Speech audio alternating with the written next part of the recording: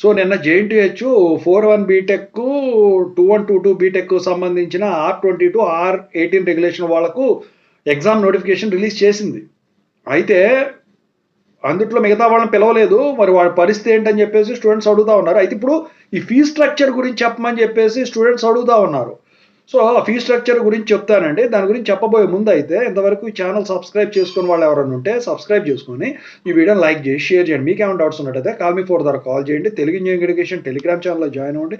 ఈ వీడియోకి ఒక హైప్ ఇవ్వండి. ఇక టాపిక్లో వెళితే ఏంటంటే 4-1 బీటెక్ కానివ్వండి, 2122 బీటెక్ కానివ్వండి, అది R22 రెగ్యులర్ వాళ్ళైనా సప్లీ వాళ్ళైనా, R18 సప్లీ వాళ్ళైనా కానివ్వండి, ఎగ్జామ్ ఫీజు అయితే యూనివర్సిటీ నామ్స్ ప్రకారం ఇలా ఫిక్స్ చేయబడ్డాయి. మొత్తం ఎగ్జామ్స్ అన్ని సబ్జెక్టులకి అయితే 760 రూపాయలండి.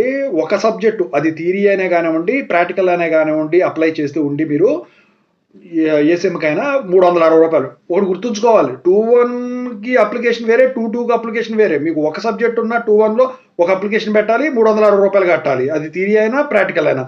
22 అయినా అంతే, ఒక సబ్జెక్ట్ ఉన్నా కూడా సెపరేట్ అప్లికేషన్ పెట్టాలి, మళ్ళీ 360 రూపాయలు కట్టాలి. అంతేగాని అన్నిటికి కలిపి 360 కడతా అంటే కుదరదు. 4-1 అయితే 4-1 కూడా అంతే. ఓకేనా. మరి 2 సబ్జెక్టులు అయితే అందుట్లో థియరీ ఒకటి, ప్రాక్టికల్ ఒకటి, లేకపోతే థియరీ ప్రాక్టికల్ బోత్ ఉన్నాయి అనుకోండి, లేకపోతే 2 అయ్యే ఉన్నాయి అనుకోండి, 460 రూపాయలు కట్టాలండి. 3 సబ్జెక్టులు అనుకోండి, థియరీ ప్రాక్టికల్ అన్నీ కలిపి ఉన్న, లేకపోతే అన్నీ ఒకటే అయినా వీటిలో 560 రూపాయలు కట్టాలండి. 4 సబ్జెక్టులు కానివ్వండి, అంతకంటే ఎక్కువ సబ్జెక్టులు కానివ్వండి, 760 రూపాయలు ప్రాక్టికల్ థియరీ అన్నీ కలిపి ఉన్నా కూడా. ఓకేనా. సో ఎగ్జామ్ డేట్స్ ఇవన్నీ అందులో షేర్ చేశాను. చాలామంది అడుగుతున్నారు ఈ కాండినేషన్ ఫీజు ఎంత అని చెప్పేసి. సో కాండినేషన్ ఫీజు సంబంధించింది కూడా నేను వచ్చేసరికి నిన్న అందుట్లో చెప్పటం అయితే జరిగిందండి. వీడియో పెట్టాను కదా ఆ ఛానల్లో. సో అందుట్లో చూసుకోండి ఖచ్చితంగా. ఓకేనా. ఓవరాల్గా అయితే ఫీ స్ట్రక్చర్ అయితే ఇదండి.